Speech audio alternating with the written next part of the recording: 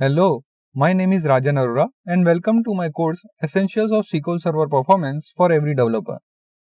You are watching the video of Module 2 Analyzing SQL Statements for Performance, Part 7 Common Execution Plan Operations. If you are new to this course, please start it from the course introduction video for better understanding. Thank you. We have looked through a couple of execution plans, so I want to summarize some of the common operations that you are going to see. When you are accessing the data, either in a table or in an index, these are the typical data access operations you are going to see. I am not going to read through each one of these, but I do want to point out there are really two different types of operations that are listed here, and those are scan operations and seek operations. What you need to remember is that a scan operation means that SQL Server is reading the entire data structure that is acting on. So either an entire table or an index, and that is of course going to be expensive for any table or index that has a large amount of data in it. Seek operations on the other hand use the tree structure that the data is laid out in. So they can be very efficient to find the data that they are looking for. The takeaway is, when we are looking at an execution plan and we see scan operations on a large table, we want to ask why a scan operation is being used and how we can get SQL Server to change over to using a seek operation. This slide summarizes the join operations that you will see SQL Server perform.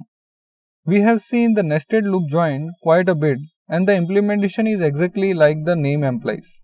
Merge join tends to be used more infrequently because the data for both datasets need to be in a sorted order for SQL Server to use this join. If the data for one of the datasets is not already sorted correctly, then SQL Server will have to perform a sort operation first and then perform the join. If the data is already sorted, merge join tends to be very efficient, but if SQL Server has to first sort the data to use this operation, then one of the outer join operations tends to be more efficient. The last type of join is the hash match, which is sometimes referred to a hash join. This is used when SQL Server needs to join two large datasets and there isn't already some sort of key, like an index key that can be used to join the datasets together. So what SQL Server does is, it builds a hash table on a smaller datasets on a join key and then iterates through the larger datasets, probing the hash table for matching values. Typically, when you see a hash match join, it is relatively expensive operation. Build a hash table in memory takes time and it can take a lot of memory. Plus, as we said, SQL Server will only use a hash match when large datasets are involved. So when you see a hash match join, you want to ask yourself why a hash match join is required. First, is that any way to narrow down the dataset that are being joined together so that not as much as data need to be joined. For example, you might look to see if you can include a more restrictive where clause in your statement to cut down on the size of the data that need to be joined. Second, a hash match join indicates there is no existing key, like an index key, that can be used for the join. Many times, this indicates that you are missing an index on one of the foreign key relationship between your tables. So adding an index may be appropriate. Again, in the next module, we will be talking quite a bit about creating good indexes, including what columns in a table you want to sure to index, and this usually includes any foreign key columns that your table has.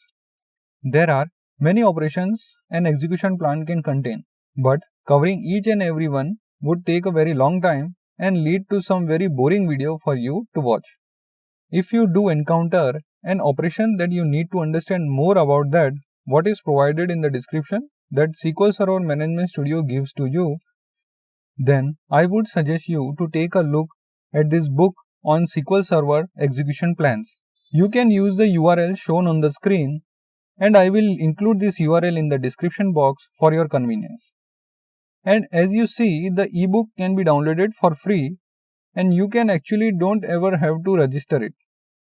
This is a direct download link here. The book contains a lot of material on how to read execution plan, as well as detailed information on most of the operations that can be contained within an execution plan. As a developer, you are probably not going to sit down and read this book from cover to cover, but it is a useful reference to have around for the times that you don't quite understand why something is working the way you think that it should and need a little bit more in-depth explanation of how an operation works. So with that, let's go ahead and summarize everything we have learned in this module and wrap things up.